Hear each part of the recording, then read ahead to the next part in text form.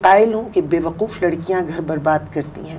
جی. ایک سمجھدار باشعور پڑھی لکھی لڑکی جس سے پہلے مائیں گھبراتی تھیں کہ پڑھی لکھی مت لاؤ وہ گھر خراب کر دے گی. بالکل نہیں, میں اس کی قائل ہوں کہ ایک باشعور سمجھدار پڑھی لکھی لڑکی اپنے گھر اپنی نسل کو سنبھالتی ہے.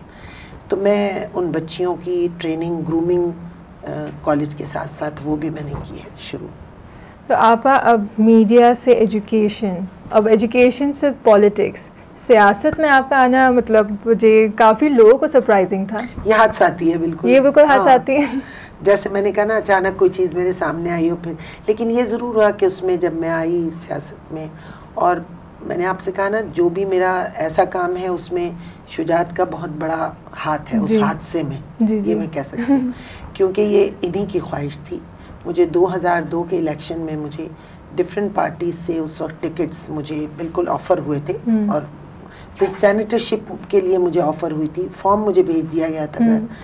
میں انٹرسٹڈ نہیں تھی, شجاعت بہت انٹرسٹڈ تھے. وہ کہتے تھے کہ تم اس میں بھی کچھ کر سکتی ہو کام, تو ان کی یہ خواہش رہی. اور اس کے بعد جب میں لنڈن گئی اور میری الطاف حسین بھائی سے ملاقات ہوئی, شجاعت بھی ساتھ تھی, تو انہوں نے مجھ سے یہ کہا کہ, اور میں آپ کو بالکل سچ بات بتاؤں گی, کہ انہوں نے مجھ سے کہا کہ بھئی کیوں سیاست کا آپ کو شوق نہیں ہے, آپ کتنا سوشل ورک کرتی ہوں, کتنے بچوں کو تعلیم دیتی ہیں. تو میں نے انہیں جب اپنا سب معمولات بتائے تو انہوں نے کہا اگر میں آپ کو ایک پلیٹ فارم دوں اس میں آپ ہزاروں لوگوں کے گھروں کے سامنے سڑک بنوا دیں, سینکڑوں لوگوں کے گھروں میں آپ گیس لائن ڈلوا دیں, آپ بے شمار بچوں کو تعلیم کے زیور سے آراستہ کر دیں, تو آپ کو ایک پلیٹ فارم پسند آئے گا.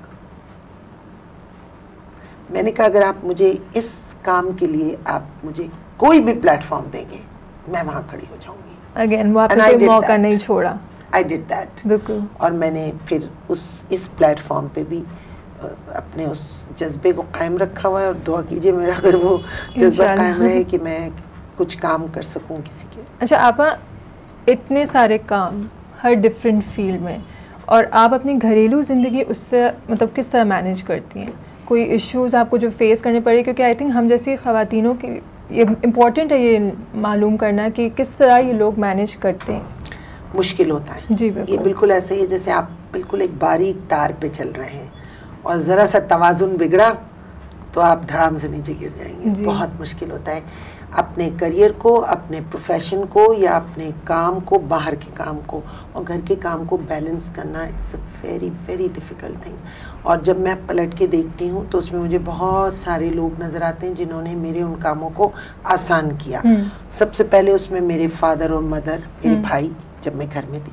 پھر جب میں شوہر کے گھر آئی تو میرے سسر, میری ساس, میرے شوہر, ان کا بہت. اور اب میں آپ کو بتاؤں میرے بیٹے بھی. گھر کے مردوں کی بیکنگ کے بغیر کوئی عورت نہیں, یا تو اسے وہ دروازہ پھر بند کرنا پڑتا ہے, سیدھی بات ہے. اگر اسے کوئی سیڑھی چڑھنا ہے تو یا تو وہ ہاتھ تھام کے چڑھ جاتی ہے نا, یا ہاتھ تھام کے چڑھا بھی دیتی ہے سیڑھی, لیکن ورنہ پھر دروازے بند کر کر کے. اور آپ کسی, تو میں قائل اس بات کی ہوں, ایک عورت چاہے کتنے ہی ایوارڈ لے لے, کتنے ہی انعامات جیت لے, کسی جگہ جا کے جھنڈے گاڑ دے, لیکن اگر وہ پلٹ کے دیکھتی ہے اس کا گھر کہیں خراب ہو گیا, اس کے بچے کہیں برباد ہو گئے, میری نگاہ میں پھر وہ ایوارڈز اور وہ جھنڈے, وہ کامیابی نہیں ہے. ایک عورت کی کامیابی ہی ہے. دیکھیے ایک عورت کو, ایک ماں بیٹی بہن کو گوند کے بنایا گیا, اس کی خمیر میں ڈالی گئی بات, کیونکہ عورت جو ہے وہ گھر کی رب ہوتی ہے, ربۃ البیت کہتے ہیں نا. اور رب کون ہے؟ ایک رب وہ ہے اور ایک رب عورت ہے, کیونکہ پرورش کرتا ہے رب. عورت بھی پرورش کرتی ہے, اپنے بچوں کی, اپنی نسل کی پرورش کرتی ہے. اس کا کام بہت اہم ہے. تو میں سمجھتی ہوں کہ ایک عورت اپنی ان ذمہ داریوں کو نبھاتے ہوئے باہر کی ذمہ داریوں کو بیلنس کرنے کے لیے اسے گھر کے لوگوں کا تعاون چاہیے ہوتا ہے. جو خواتین سنگل مدرز ہیں یا سنگل ہینڈڈلی یہ سب کچھ کر رہی ہیں, بہرحال ان کی زندگی کا ایک گوشہ خالی ہوتا ہے جس کا انہیں دکھ بھی رہتا ہے. اور میں انہیں کہوں گی بہت باہمت خواتین ہیں جو بہت محنت سے یہ سب کچھ کر لیتی ہیں. مطلب ہر عورت کو ہر چیز اور ہر کسی کو ایک ساتھ لے کر آگے چلنا مشکل کام ہے, جی آسان نہیں ہوتا, لیکن پھر بھی ہر عورت وہ کرتی ہے, اس مشکل سے وہ لڑتی ہے. آپا ایسے کون سے 3 عوامل جو آپ کے مطابق آپ کی کامیابی کی آج وجہ ہیں؟ سب سے پہلے تو بغیر سوچے بات کہوں گی, میری والدہ, میرے والد, اس کے بعد میرے استاد, اور اس کے بعد میں سمجھتی ہوں کہ میرے آس پاس جو میرے دوست احباب، کیونکہ یہ 3 ایسی اہم شخصیات ہوتی ہیں آپ کے گھر کے، آپ والدین، اس کے بعد پھر آپ جاتے ہیں استادوں کے پاس، اس کے بعد آپ کے آس پاس کون لوگ ہیں. اور گھر کا ماحول اگر آپ کو اچھا مل جاتا ہے اور بھائی بہن ماں باپ آپ کو ان راہوں پر ڈال دیتے ہیں جن پر ڈالنا چاہیے، استاد کے ساتھ وہ کمبینیشن بن جاتی ہے، تو پھر وہ صلاحیتیں آپ کی باہر آنا شروع ہو جاتی ہیں. میں تو سارا کریڈٹ انہیں دیتی ہوں. میرے خیال سے اگر وہ لوگ میری زندگی میں نہ ہوتے تو میں آج یہ ہوتی ہی نہیں، بالکل نہ ہوتی. لیکن ایک چوتھا ستون بھی ہے اس کا، اور وہ شجاعت علی بیگ. بالکل.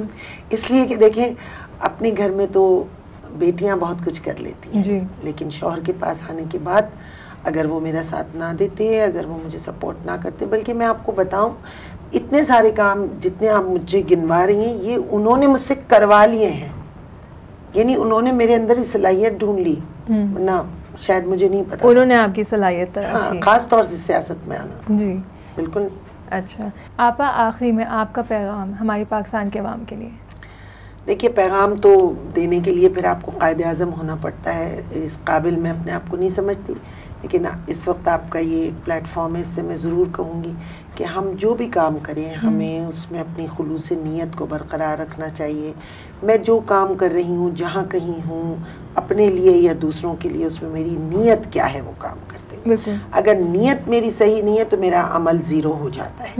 تو میرے خیال سے ہم سب کو اپنی نیتوں میں خلوص لانے کی ضرورت ہے، ورنہ ٹیلنٹ بہت ہے، بہت اچھے اچھے لوگ موجود ہیں. مجھ پر اور آپ پر بہت ذمہ داری ہے. آپ جہاں بیٹھی ہیں وہاں، میں جہاں بیٹھی ہوں وہاں، ہر شخص جہاں بیٹھا ہے وہاں اپنی اہمیت کو سمجھتے ہوئے خلوص نیت کے ساتھ اپنے ملک کے لیے، اپنے لوگوں کے لیے کام کریں.